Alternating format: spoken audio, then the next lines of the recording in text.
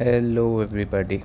Okay, तो ये जो आज का क्लास है ये आपका 10th स्टैंडर्ड का इंट्रो क्लास रहेगा फॉर बायोलॉजी। तो उससे पहले ये समझ लेते हैं कि व्हाट इज़ बायोलॉजी। मोस्टली अपने जो वाइब्रेंट के बच्चे पहले से हैं उनको ये जनरल आइडिया रहता है कि हम बायोलॉजी, फिज़िक्स, केमिस्ट्री इसको कैसे अलग अलग समझते हैं। बट एज सच बायोलॉजी भी अगर हमें समझना है तो हम ये वर्ड को अगर दो में तोड़ देते हैं, एक हो गया अपना बायो और दूसरा logy, then we can understand कि इस सब्जेक्ट में हम क्या पढ़ने की कोशिश करते हैं। ठीक है, फाइन। फर्स्ट अपन ये समझते हैं ये लॉजी करके जो वर्ड है इसका मतलब क्या हुआ ना। आपने ये लॉजी वर्ड काफ़ी सारे वर्ड्स के पीछे लगा हुआ देखा होगा। इंग्लिश में हम ये कहते हैं कि भाई ये सफिक्स है, मतलब एक ऐसे वर्ड जो दूसरे वर्ड्स के पीछे लगता है। तो एक लॉजी, ये आपने एस्ट्रोलॉजी पढ़ा होगा, ठीक है। जियोलॉजी ये भी सुना होगा, आपको ऑलरेडी ये आता है। तो जियोलॉजी, एस्ट्रोलॉजी, इन सब में ये जो लॉजी कॉमन आ रहा है, तो लॉजी होता क्या है? Logy is to study. किसी भी चीज़ की जब स्टडी होती है तो उसको हम कहते हैं लॉजी।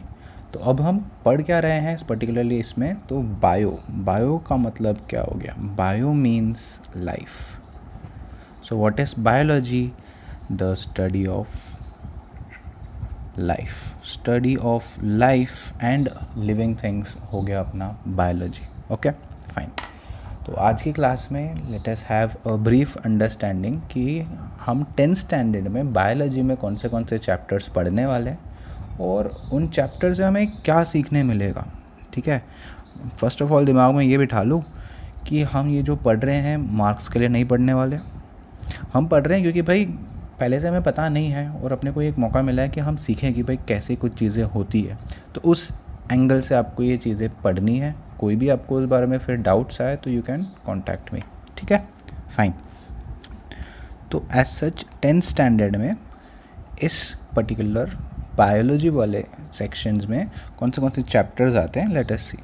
तो फर्स्ट चैप्टर जो हम बायोलॉजी में ले लेंगे दैट इज़ लाइफ प्रोसेसेस। ये आपका 10th का बायोलॉजी का फर्स्ट चैप्टर है, life processes. From the name itself, ये जो नाम दे दिया भाई लाइफ प्रोसेस, इससे आप क्या समझ सकते हो? प्रोसेस मतलब कोई भी ऐसा डिफरेंट चीज़ें जो एक साथ होती हैं।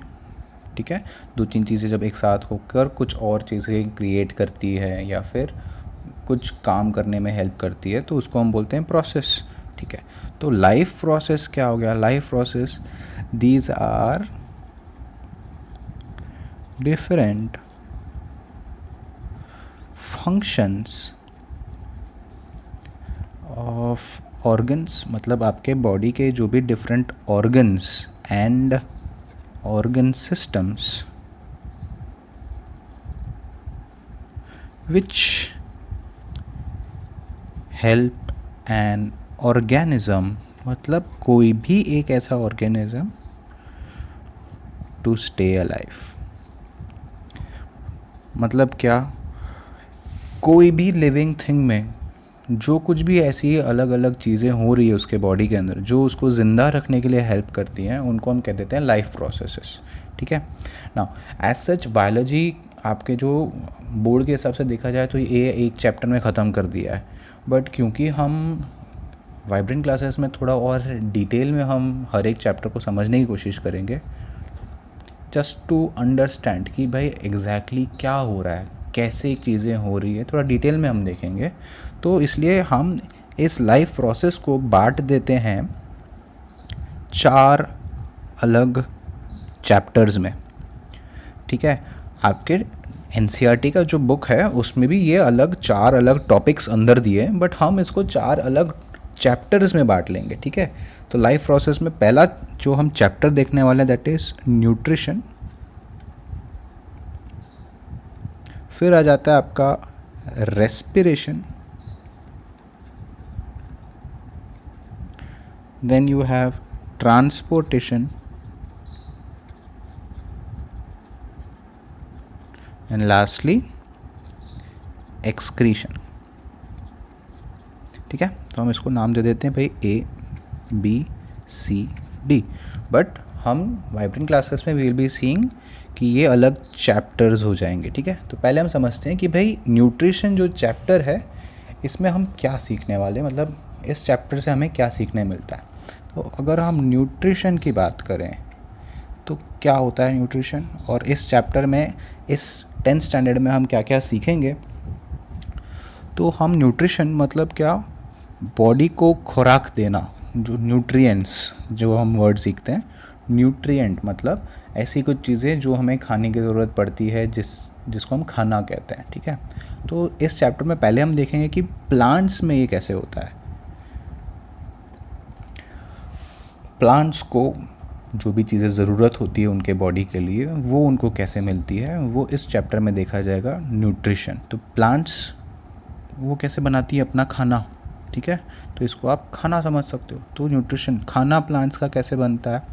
तो जैसे हमको भाई खाना पकाना पड़ता है, तो क्या प्लांट खाना पकाता है?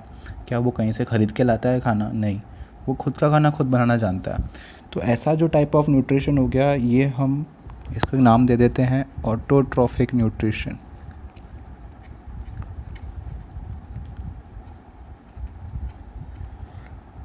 इसका मतलब क्या हुआ, देखो वर्ड आपने ये पहले भी सुना होगा ऑटोमेटिक, उस वर्ड से आप समझ सकते हो कि भाई ऑटोट्रॉफिक मतलब क्या, प्लांट्स अपना खाना खुद बना लेती हैं, ठीक है।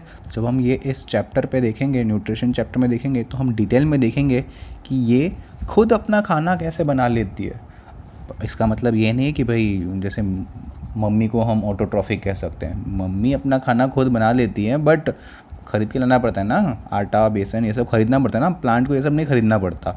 वो जहाँ लगा है प्लांट, जहाँ पौधा गड़ा है वहीं के वहीं वो खुद का खाना बना लेता है, ठीक है। हमको मम्मी को भी खाना बनाना आता है, बट वो ऑटोट्रॉफिक नहीं है, वो खाना जो लेके आती है उसको बस कुक करती हैं, जबकि प्लांट्स वो खाना प्रोड्यूस कर सकते हैं, ठीक है। तो ऑटोट्रॉफिक न्यूट्रिशन, तो ये किस प्रोसेस से होता है। तो प्लांट्स में एक पर्टिकुलर प्रोसेस है जो आपने शायद पहले भी पढ़ा होगा, फोटोसिंथेसिस।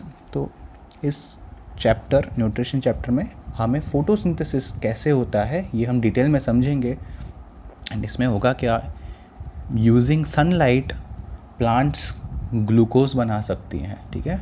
तो इसको हम कहते हैं autotrophic nutrition by photosynthesis, using sunlight, photo मतलब लाइट, सिंथेसिस मतलब बनाना, ओके फाइन। एनिमल्स में न्यूट्रिशन कैसे होता है। एनिमल्स में जो न्यूट्रिशन का टाइप होता है उसको हम कहते हैं हेटेरोट्रॉफिक न्यूट्रिशन।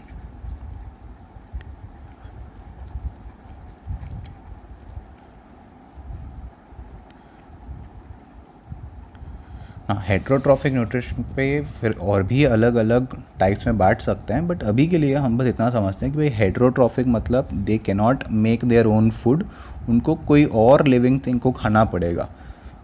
फॉर एग्ज़ाम्पल जो हर्बीवोर्स होते हैं, मतलब जो घास फूस खाते हैं वो प्लांट खाते हैं, और जो कार्निवोर होते हैं तो वो हर्बीवोर को खा लेते हैं, ठीक है। बट ये खुद अपने बॉडी में खुद का खाना नहीं बना सकते, फाइन। तो इसमें इस चैप्टर में पर्टिकुलरली हम इस सेक्शन में डाइजेस्टिव सिस्टम के बारे में पढ़ेंगे। याद करो हमने क्या कहा कि भाई ये न्यूट्रिशन खुद एक टॉपिक है लाइफ प्रोसेस का।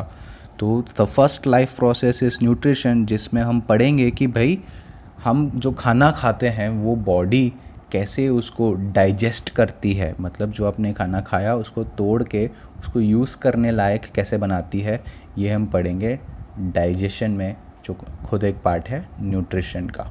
तो इस चैप्टर में वी विल अंडरस्टैंड कि भाई अपना खाने का डाइजेशन कैसे होता है, ये हम समझेंगे इस चैप्टर में। Next, respiration.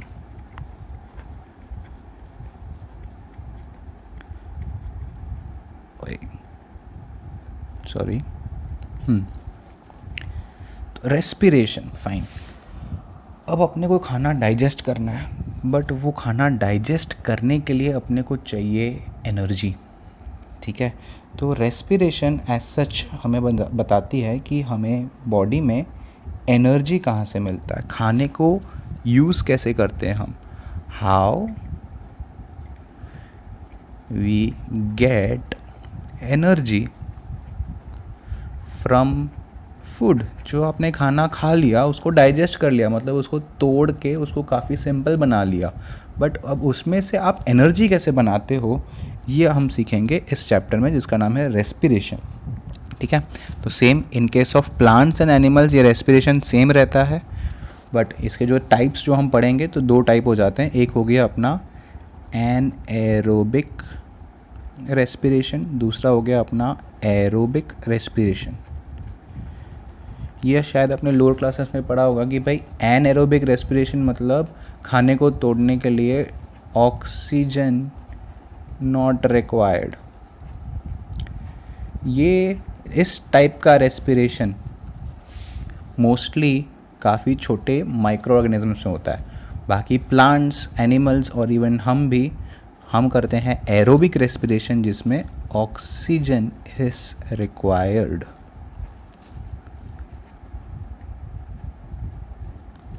ठीक है, फाइन। नाउ इस पर्टिकुलर चैप्टर में हमें इतना तो समझ आएगा कि ऑक्सीजन रिक्वायर्ड है, और ये बॉडी में किस जगह पे होगा conversion of food into energy. तो ये आपने लोअर क्लासेस में पढ़ा होगा ना कि भाई mitochondria is called as the power house of the cell. तो ये माइटोकॉन्ड्रिया में आपका ग्लूकोज आके पहुंचता है, फिर वहाँ पे उसको रिएक्शन करा के उसको एनर्जी में कन्वर्ट किया जाता है, और इसके लिए हमें चाहिए ऑक्सीजन, क्योंकि हम कौन सा रेस्पिरेशन करते हैं, एरोबिक रेस्पिरेशन। तो इस पर्टिकुलर टॉपिक में हम जो सिस्टम पढ़ने वाले हैं that is your respiratory system.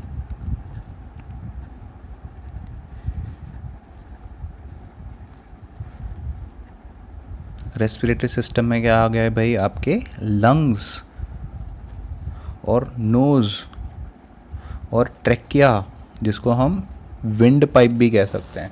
तो इसमें हम पढ़ेंगे कि हवा बॉडी के अंदर जो हम लेते हैं वो कैसे लेते हैं, वो बॉडी के अंदर आने के बाद वापस बाहर जाने में क्या क्या डिफरेंसेस आ जाती हैं, ये हम पढ़ेंगे इस चैप्टर में, जिसका नाम है रेस्पिरेशन।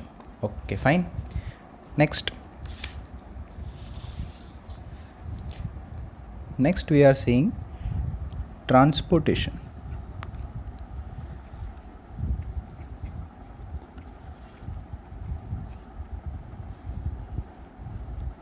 Now ट्रांसपोर्टेशन काफ़ी इम्पोर्टेंट चैप्टर हो गया। ये इम्पोर्टेंट इसलिए है कि भाई हम जो बात करते हैं ना हार्ट, ठीक है, तो हार्ट के बारे में हम इस चैप्टर में सीखेंगे, बट उससे पहले हम ये समझ लेते हैं कि भाई प्लांट्स में ट्रांसपोर्टेशन की ज़रूरत पड़ती है कि नहीं पड़ती है। तो अगर हम प्लांट्स की बात कर रहे हैं, प्लांट्स में ट्रांसपोर्ट मतलब क्या, फर्स्ट ऑफ ऑल कुछ चीज़ों को अपने जगह से कोई और जगह तक लेके जाना, ये हो गया ट्रांसपोर्ट। तो प्लांट्स में कौन सी चीज़ों को ट्रांसपोर्ट करने की ज़रूरत पड़ती है, ठीक है, सोचो थोड़ी देर, अगर आप चाहो तो पॉज करके एक बार सोच लो। फाइन, दो काफ़ी सिंपल चीज़ें ट्रांसपोर्ट करनी पड़ती है प्लांट में। एक हो गया अपना वाटर का ट्रांसपोर्ट ना, आपको पता होगा कि भाई पानी हम पेड़ के रूट्स पे मतलब जड़ पे देते हैं, बट पानी को पहुंचना पड़ेगा ना हर एक जगह पे, प्लांट के पत्तों तक, ऊपर तक, चोटी तक भी पहुंचना पड़ेगा। तो प्लांट्स में वाटर का अंदर ही अंदर बॉडी के अंदर ट्रांसपोर्ट करने का एक सिस्टम होता है। वो क्या होता है हम पढ़ेंगे ट्रांसपोर्टेशन चैप्टर में इन प्लांट्स। इसके अलावा और क्या ट्रांसपोर्ट करना पड़ता है प्लांट्स के बॉडी के अंदर, फूड, ठीक है। ये आपने लोअर क्लास में पढ़ा होगा कि भाई फोटोसिंथेसिस की वजह से लीव्स में फूड बन जाता है, ठीक है। तो अब फूड लीव्स में बन गया, बट रूट्स को भी तो खाना चाहिए, क्योंकि जो भी living part of the body है सबको चाहिए खाना, राइट। तो फूड एंड वाटर का ट्रांसपोर्ट हम पढ़ेंगे in case of transportation in plants. अब एनिमल्स में किन चीज़ों का ट्रांसपोर्ट चाहिए, एनिमल्स में we need transportation of food and water, but ये दोनों चीज़ें करने के लिए अपने पास क्या क्या सिस्टम्स अवेलेबल है वो हम यहाँ पे लिखते हैं, ठीक है। समझ लो, ये दोनों चीज़ें हमें चाहिए for transport in animals also, but इसमें अपने पास इसके लिए सिस्टम क्या है वो हम समझते हैं यहाँ पे। तो the systems that we have are your blood, lymph. तो इस चैप्टर में हम पढ़ेंगे कि भाई आपका ये आर्टरीज, वेन्स जिसमें ब्लड एंड लिम्फ का फ्लो होता है, लिम्फेटिक वेसल्स, ये सब कैसे हैं, कहाँ पे है, कैसे ट्रांसपोर्ट करते हैं, ठीक है। बट इन दोनों को ट्रांसपोर्ट करने के लिए जो अपने पास एक पंप है जो ब्लड को सब जगह पंप करता है, पर्टिकुलरली हम इस चैप्टर में हार्ट कैसे काम करता है ये पढ़ेंगे, ठीक है। वेरी इंपॉर्टेंट चैप्टर, हम इसमें हार्ट कैसे काम करता है we will understand this, okay. इसका आज के लिए आपका होमवर्क रहेगा, पता लगाओ, ये शायद नहीं, आपने ये कंफर्म पढ़ा है 9th स्टैंडर्ड में कि वाटर एंड फूड ट्रांसपोर्ट करने के लिए प्लांट्स के पास कौन सा टाइप ऑफ टिश्यू प्रेजेंट है। आज का होमवर्क है, पता लगाओ, ठीक है। एंड वापस बता रहा हूँ, ट्रांसपोर्टेशन चैप्टर में जो काफ़ी इंपॉर्टेंट और इंटरेस्टिंग टॉपिक जो रहेगा वो है हार्ट। हम हार्ट का स्ट्रक्चर देखेंगे, वो कैसे काम करता है, वी विल अंडरस्टैंड दिस, ठीक है। Fine, next, excretion.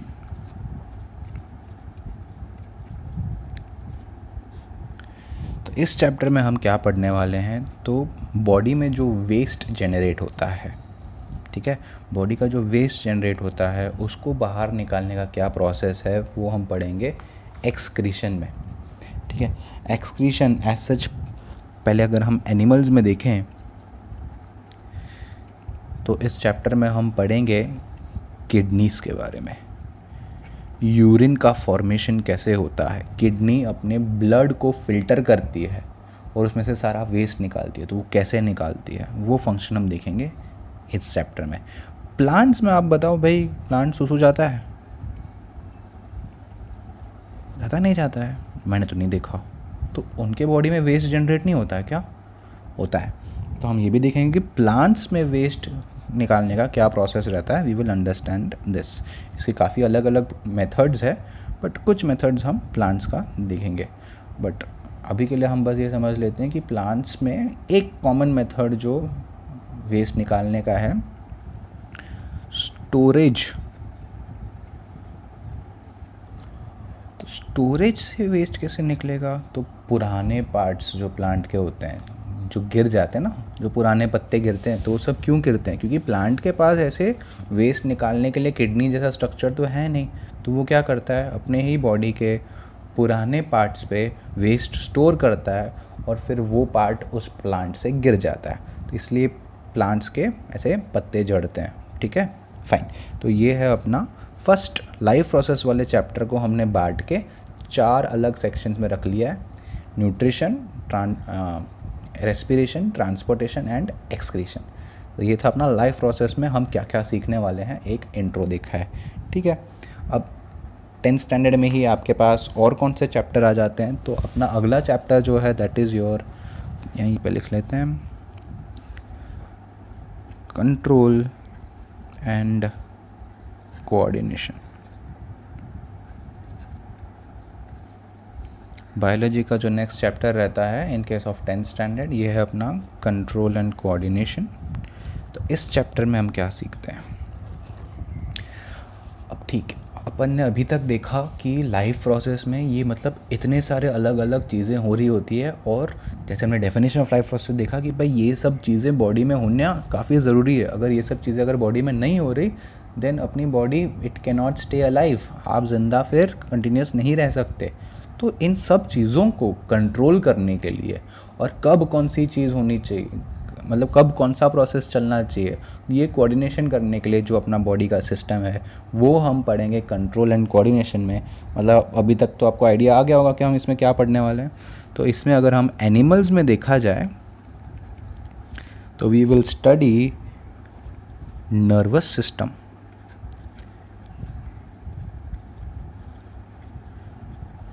इसमें हम नर्वस सिस्टम पढ़ेंगे, ठीक है। तो नर्वस सिस्टम में पर्टिकुलरली हम जो देखेंगे कि भाई ये नर्वस सिस्टम का एक फंक्शनल एंड स्ट्रक्चरल यूनिट जो होता है that is your neuron particularly.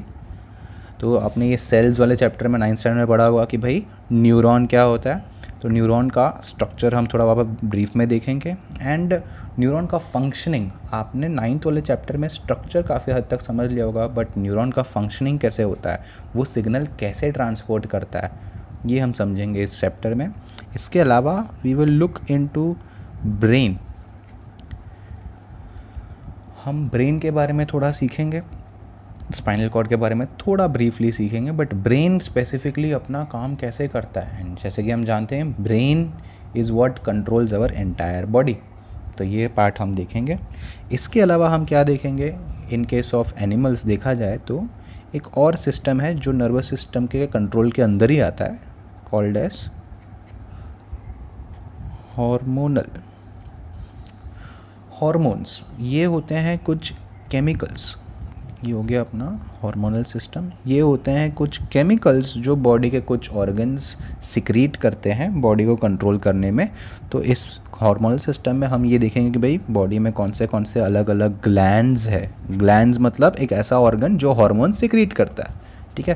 तो कौन से ग्लैंड्स है और उनके अलग अलग सिक्रीशंस क्या है, वो ऐसी क्या चीज़ें सिक्रीट करती हैं, सिक्रीशंस क्या, वो ऐसी क्या चीज़ें सिक्रीट करती है और वो किधर जाके एक्ट करती हैं और उनके एक्शन की वजह से बॉडी में क्या चेंजेस आती हैं, वो हम देखेंगे nervous system and hormonal system में, ठीक है। फाइन। अब एक क्वेश्चन आज के लिए, क्या प्लांट्स में ऐसा कुछ होता है, नर्वस सिस्टम प्लांट्स में होता है, उनके पास ब्रेन होता है, क्या उनको चाहिए कोई नर्वस सिस्टम, उनमें कोई कोऑर्डिनेशन कंट्रोल करने की ज़रूरत है क्या, वो तो कहीं नहीं जाती, तो उनको ये सब करने की ज़रूरत तो है नहीं, तो उनको ये चैप्टर में हमको कुछ बात करने की है नहीं ना, नहीं। इन केस ऑफ प्लांट्स ऑल्सो अपने पास कंट्रोल एंड कोऑर्डिनेशन होता है। अब ये थोड़ी सोचने की बात है, ना तो वो चलते हैं ना बोल सकते हैं, तो उनको कंट्रोल कोऑर्डिनेशन क्यों चाहिए। फाइन। तो पहले हम समझते हैं कि भाई आपने ये तो देखा होगा कि plants they grow towards light, मतलब they can react, reaction towards light है। अगर आप चाहो तो ये एक्सपेरिमेंट कर लो, घर में गमला वमला हो तो गमले को साइड में गिरा दो, तोड़ना मत, ठीक है, गमले को साइड में गिरा दो और थोड़े दिन ऐसे ही रखो, तो मतलब फिर प्लांट क्या टेढ़ा, मतलब हॉरिजॉन्टल उगता है क्या प्लांट, या फिर वापस वर्टिकली उगने लगता है, सॉरी प्लांट तो फिर भी वर्टिकल ऐसे ऊपर ही जाएगा ना, टूवर्ड्स सनलाइट ही ग्रो होगा। वो जैसे आपने गमला अगर साइड में गिराया, सपोज गमला ऐसा था आपका और आप ये पौधा पहले ऐसे उग रहा था, तो आपने गमला फिर ऐसे साइड में गिरा दिया, तो क्या प्लांट अब ऐसे उगेगा और ऐसे ही उगता रहेगा, नहीं। आप नोटिस करोगे कि भाई आपने भले गमला फिर ऐसे ही रखा हो, वो खुद ऐसे मुड़ के ऊपर की तरफ ग्रो करने लगता है। तो ये क्या है, मतलब प्लांट रिएक्ट कर पा रहा है किसी चीज़ की तरफ, तो ये करने के लिए वो उसके बॉडी में क्या क्या चीज़ें हो रही है ये भी हम पढ़ेंगे। ये हो गया अपना प्लांट का कंट्रोल एंड कोऑर्डिनेशन। तो हम सीखेंगे कि भाई प्लांट्स लाइट के साथ कैसे रिएक्ट करती हैं। इसके अलावा और क्या देखेंगे, we will also see reaction towards touch. Now ये सारे प्लांट्स में ये वाला रिएक्शन नहीं होता है, बट इन सम प्लांट्स, आप ये टाइम मिले तो सर्च कर लो, एक पर्टिकुलर प्लांट है जिसका नाम है mimosa pudica.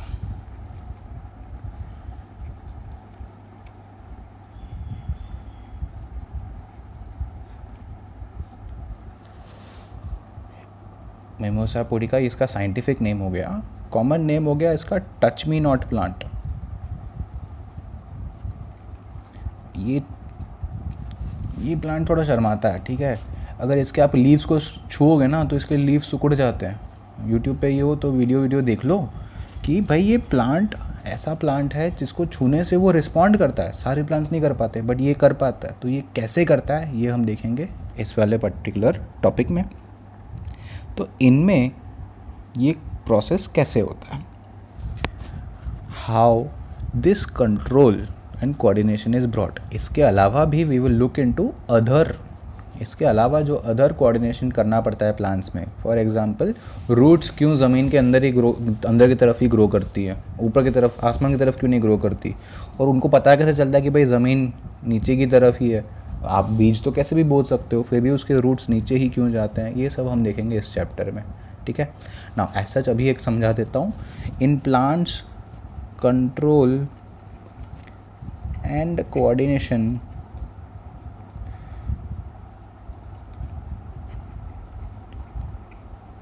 is due to hormones.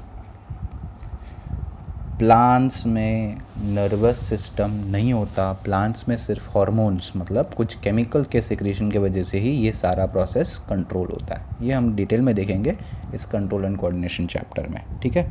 Okay fine. Next इसके बाद कौन सा चैप्टर आ जाता है अपना, तो next chapter that we have is reproduction.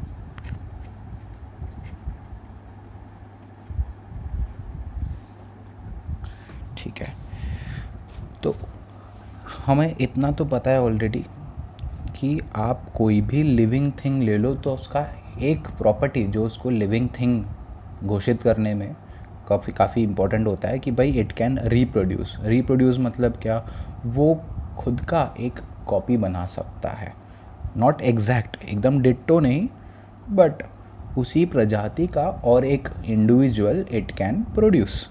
तो रिप्रोडक्शन, तो ये प्रोसेस ये हम इस टॉपिक में देखेंगे। इसमें फर्स्ट हम देखेंगे कि भाई माइक्रो ऑर्गेनिजम्स में कैसे रिप्रोडक्शन होता है।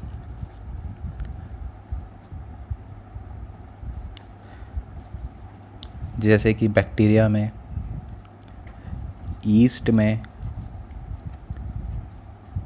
ठीक है, एंड मोस्टली बैक्टीरिया, ईस्ट, इन सब में जो रिप्रोडक्शन होता है उसको हम बोलते हैं एसेक्सुअल रिप्रोडक्शन। तो ये एसेक्सुअल रिप्रोडक्शन क्या होता है एंड इसका ऑपोजिट सेक्सुअल रिप्रोडक्शन क्या होता है, इसके डिफरेंसेस क्या होता है वो भी हम इस चैप्टर में समझेंगे, ठीक है। तो ये हो गया अपना माइक्रोऑर्गेनिज्म रिप्रोडक्शन, इस देखेंगे। फिर क्या देखेंगे, simple organisms, for example hydra. ये एक ऐसा ऑर्गेनिज़म है जिसको आप जितनी बार काटोगे ना, उसके जितने पार्ट्स बनेंगे ना, वो उतनी बार एक नया ऑर्गेनिज़म बन जाएगा। फॉर एग्जांपल अगर आपके पास हाइड्रा का स्ट्रक्चर लगभग कुछ ऐसा होता है, फ्लावर वास की तरह होता है, तो अगर मैंने इसको ऐसे यहाँ से काट दिया, अब इससे होगा क्या, ये वाला एक कंप्लीट हाइड्रा बनाएगा, इससे एक कंप्लीट हाइड्रा बनेगा और इससे भी एक कंप्लीट हाइड्रा बन जाएगा। मतलब इसको काट के आप नहीं मार सकते, आप जितनी बार काटोगे जितने पीसेस बनेंगे उसके, वो एक कंप्लीट ऑर्गेनिज्म बन जाता है, एक कंप्लीट अलग ही अपना एक इंडिविजुअल बन जाता है। तो ये कैसे होता है, एंड हाइड्रा में और भी क्या क्या मेथड्स है रिप्रोडक्शन के, ये हम देखेंगे इसमें। आई होप आपको ये इंटरेस्टिंग लग रहा है, क्योंकि भाई हम तो नहीं कर सकते, तो ये कैसे कर पा रहा है ये भी हम देखेंगे, बट इसका डिटेल हम देखेंगे जब आप हायर क्लासेस में आ जाओगे। फॉर एग्जांपल 11th में जब आओगे तो डिटेल में हम समझेंगे कि ये कैसा होता है। अभी के लिए हम देखेंगे कि हाइड्रा में ये प्रोसेस होती है और क्या अलग अलग टाइप ऑफ रिप्रोडक्शन ये कर सकता है, ठीक है। इसके बाद हम देखेंगे प्लांट्स का रिप्रोडक्शन। ओके, तो प्लांट्स में मेल क्या होता है, फीमेल क्या होता है, ये हम देखेंगे। और मेल गैमेट्स, फीमेल गैमेट्स मिलकर जो सीड्स बनती है। ओके, अगर आपको अभी तक गैमेट्स क्या पता नहीं चल रहा है तो डोंट वरी, हम आगे जैसे इस चैप्टर पे आएंगे तो we will study it in detail, ठीक है। तो male gamete and female gamete का मिलकर जो ये सीड बनता है, तो एक सीड क्या होता है, उसके स्ट्रक्चर्स क्या होते हैं, एक पर्टिकुलर सीड से, सीड मतलब क्या हो गया अपना दाना, तो एक दाने से एक कंप्लीट पौधा कैसे उगता है ये भी हम देखेंगे इस चैप्टर में। लास्टली एनिमल्स में हम पर्टिकुलरली देखेंगे ह्यूमंस का, तो ह्यूमन रिप्रोडक्शन देखेंगे। एंड ह्यूमन रिप्रोडक्शन में हम मेल ऑर्गन्स, तो ह्यूमन मेल में जो जो ऑर्गन्स फॉर रिप्रोडक्शन होते हैं वो कौन से हैं, एंड देन फीमेल्स में रिप्रोडक्टिव ऑर्गन्स, तो mail reproductive system, female reproductive system देखेंगे। एंड देन मेल गैमेट्स जिसको हम कहते हैं स्पर्म्स, एंड फीमेल गैमेट जिसको हम कहते हैं ओवम। तो ये दोनों मिक्स होके बनता है एक बेबी, बट ये ऐसे ही थोड़ी बन जाता है। तो ये बनने का जो प्रोसेस होता है, जो बेबी बनने का जो प्रोसेस होता है, mail gamete and female gamete fuse होके एक जो सेल बनता है, उस सेल से एक कंप्लीट बेबी का डेवलपमेंट कैसे होता है, and particularly female reproductive system को थोड़ा ज़्यादा फोकस करके हम we will study. Male reproductive system काफ़ी इजी रहेगा, फीमेल रिप्रोडक्टिव सिस्टम थोड़ा डिटेल में हमें समझना रहेगा। ओह सॉरी, आपको शायद दिखा नहीं, वापस बता देता हूँ। फीमेल रिप्रोडक्टिव सिस्टम थोड़ा डिटेल में देखेंगे। मेल रिप्रोडक्टिव सिस्टम काफ़ी सिंपल रहेगा compared to female reproductive system, ठीक है। तो इस चैप्टर में वी विल सी कि मेल गैमेट जिसको हम कहते हैं स्पर्म्स एंड फीमेल गैमेट जिसको हम कहते हैं ओवम, इन दोनों के फ्यूजन से एक सेल बनता है जिसको हम कहेंगे जाइगोट। आप आगे पढ़ोगे और फिर उस जाइगोट का डेवलपमेंट होकर एक कंप्लीट बेबी बनने का जो प्रोसेस है वो क्या है वो हम इस चैप्टर में देखेंगे। Okay, moving on to the next chapter.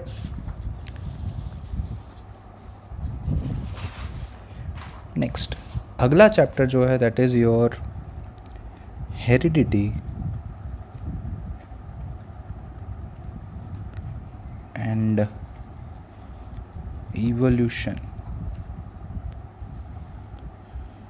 Okay, तो इस चैप्टर में हम क्या करेंगे? फाइन, तो इसके पहले वाले चैप्टर में आई थिंक आपको एक अंडरस्टैंडिंग आ गई कि we are going to study reproduction. तो इस चैप्टर में हम देखेंगे कि जो रिप्रोडक्शन होता है तो वो फॉर एग्ज़ाम्पल अगर आप देख रहे हो कि भाई आप काफ़ी सिमिलर होंगे, आपके फेस के जो फीचर्स है काफ़ी सिमिलर होंगे टू योर पेरेंट्स, तो वो क्यों सिमिलर है? मतलब ऐसी कोई चीज़ है आपके पेरेंट्स में से, ऐसी कोई जो प्रॉपर्टीज़ है उनकी वो आपके बॉडी में ट्रांसफ़र हुई है, तो वो कैसे होता है that we will understand in heredity and evolution, ठीक है। तो इसको जो हम नाम देते हैं कि ऐसे कुछ कैरेक्टर्स एक पीढ़ी से अगले पीढ़ी में जो ट्रांसफ़र होती है उन कैरेक्टर्स को हम बोलते हैं इनहेरिटेड कैरेक्टर्स। तो ये transfer of characters from one generation to the other generation, इसको हम कहते हैं इनहेरिटेंस। ये हम पढ़ेंगे इस हेरिडिटरी एवोल्यूशन में। इसके अलावा हम ये भी देखेंगे कि भाई मेल चाइल्ड और फीमेल चाइल्ड ये जो अलग अलग सेक्सेस बनते हैं तो ये बनने का प्रोसेस क्या रहता है, तो हम सेक्स डिटर्मिनेशन पढ़ेंगे।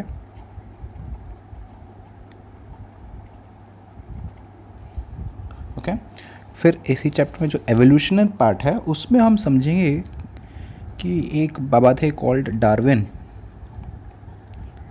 चार्ल्स डार्विन हम जिसे कहते हैं, तो उनका एक थियरी है नेचुरल सिलेक्शन करके, सॉरी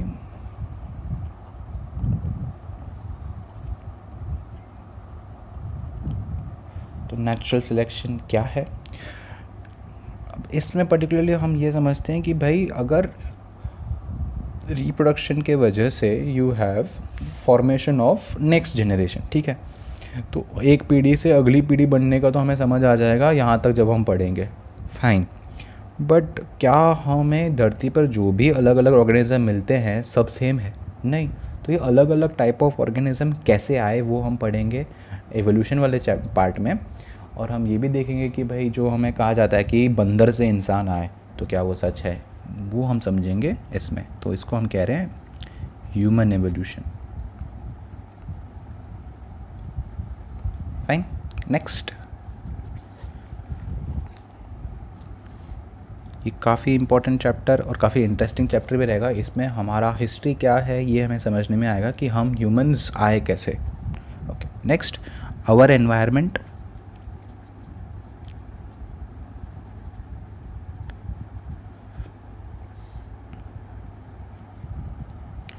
हाँ, इस चैप्टर में हम ये देखेंगे कि भाई हम जहाँ भी रह रहे हैं तो उसके आजू बाजू जो भी चीज़ें होती है उसको हम कहते हैं एनवायरनमेंट। अब हम जिस जगह पे रहते हैं तो हम जिस जगह में रह रहे हैं उसमें जो भी चीज़ें आ जाती हैं उन सबको मिलकर हम कह सकते हैं एनवायरनमेंट। तो अभी अगर आप घर पे बैठ के वीडियो देख रहे हो तो करंट एनवायरनमेंट आपका क्या हो गया, आपका जो रूम, और इस एनवायरनमेंट में क्या क्या आ जाएगा, आपके आजू बाजू में जो भी चीज़ें हैं वो सब इस एनवायरनमेंट का पार्ट हो जाता है, ठीक है। तो पर्टिकुलरली हम आर एनवायरनमेंट में क्या पढ़ेंगे, तो हम एक नेचुरल एनवायरनमेंट के हिसाब से देखा जाए तो हम देखेंगे इकोसिस्टम। इकोसिस्टम में हम पढ़ेंगे कि वर्ल्ड में जो अलग अलग डिफरेंट एनवायरनमेंट्स मिलते हैं हमको, फॉरेस्ट, ग्रासलैंड, ये सब मिलकर जो एक कंप्लीट बड़ा इकोसिस्टम बनता है वो हम पढ़ेंगे with in this chapter of our environment. ठीक है, अब इसमें एक तो हम ये देखेंगे कि भाई डिफरेंट डिफरेंट एनिमल्स जो एक पर्टिकुलर जगह पे मिलते हैं उनके बीच में इंटरेक्शंस कैसे होते हैं, कौन किसको खाता है, एनर्जी किस जगह से किस जगह किस एनिमल से किस एनिमल में ट्रांसफ़र होती है, तो उसको हम जो फूड चेन कहते हैं ये हम इस चैप्टर में पढ़ेंगे। ठीक है, फाइन। इसके अलावा हम ये भी देखेंगे फैक्टर्स और specifically how we are affecting ecosystem.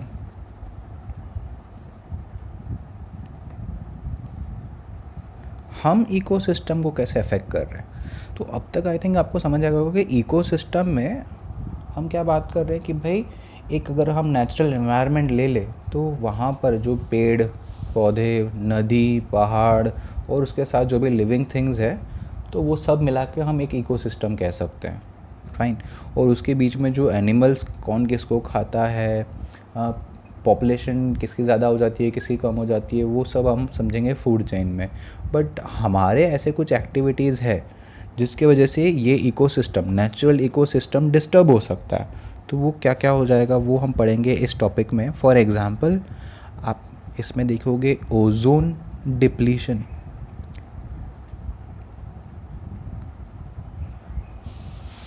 Ozone ये शायद आपने पहले पढ़ा होगा कि हमारे अर्थ में सबसे आउटर मोस्ट लेयर, ऊपर के लेयर्स में there is this particular layer जिसको हम बोलते हैं, जिसमें होता है अपना ओजोन, एंड ये अपने अर्थ को प्रोटेक्ट करता है from harmful radiation, UV radiation coming from the sun. तो ओजोन का डिप्लीशन मतलब डैमेज, उसका कम करवाना, मतलब डैमेज करवाना या फिर उसको कम कराना। तो हमारे कुछ एक्टिविटीज़ है, हम ऐसा कुछ पोल्यूशन करते हैं जिसकी वजह से ओजोन का डैमेज हो रहा है। अगर ओजोन डैमेज हो रहा है मतलब क्या, सन में से जो हार्मफुल रेज आ रही है वो फिर वहीं पे ब्लॉक नहीं हो जाएंगी, वो हमारे तक आएंगी, मतलब ये अपने को इफ़ेक्ट करेगा। तो ये हम जो कर रहे हैं, हम ऐसे कुछ एक्टिविटीज़ कर रहे हैं, पोल्यूशन कर रहे हैं जिसकी वजह से हम खुद को नुकसान पहुंचा रहे हैं। तो ये कैसे हो रहा है ये हम देखेंगे। इसके अलावा हम ये भी देखेंगे कि भाई मैनेजिंग ऑफ गार्बेज। तो हम जो कचरा प्रोड्यूस करते हैं तो वो हम डायरेक्टली क्यों नदी पहाड़ में ऐसे ही नहीं फेंक सकते, और अगर हम ऐसे फेंक रहे हैं तो उसके वजह से ये नेचुरल इकोसिस्टम कैसे इफ़ेक्ट होता है वो हम पढ़ेंगे in managing garbage. Fine. And last chapter in biology for your 10th standard is your management of natural resources.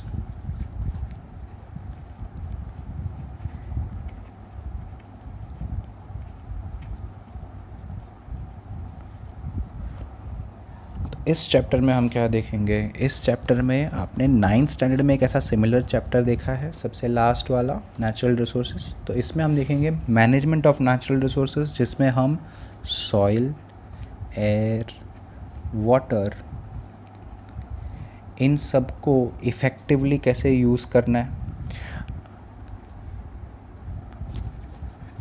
Pollution कैसे कम करना है, ताकि ये जो अपने पास रिसोर्सेस हैं वो हम अच्छी तरह से काफ़ी इफ़ेक्टिवली कैसे यूज़ कर सकते हैं ये हम समझेंगे। ठीक है,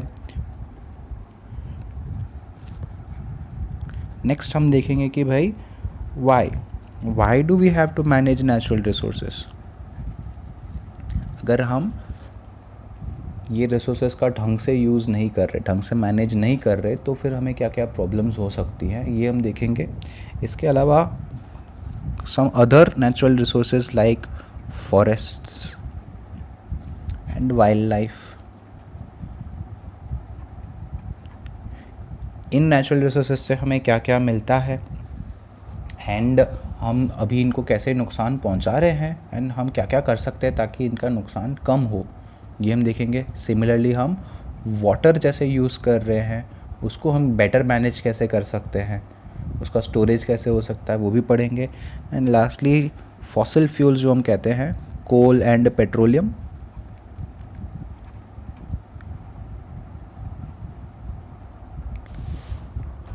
कोल एंड पेट्रोलियम तो मतलब फॉसिल फ्यूल्स का यूज़ हम कैसे करते हैं, हमें ये ऑप्टिमली कैसे यूज़ करना चाहिए और उसको यूज़ करने की वजह से जो पोल्यूशन क्रिएट होता है उसको हम रिड्यूस कैसे करना चाहिए, ये हम देखेंगे इस लास्ट टॉपिक में, ठीक है।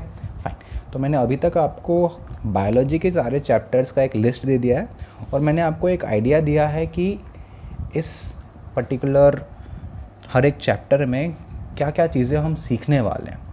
तो इससे आपको अभी करना क्या चाहिए, आपको अभी के लिए जो करना है that is look into these chapters. आपके पास ऑलरेडी एनसीईआरटी की जो बुक होगी उसको निकाल लो एंड फाइंड आउट कि भाई ये हर एक चैप्टर में जो चीज़ें दी गई हैं इस पे मैं क्या क्या पढ़ सकता हूँ या पढ़ सकती हूँ।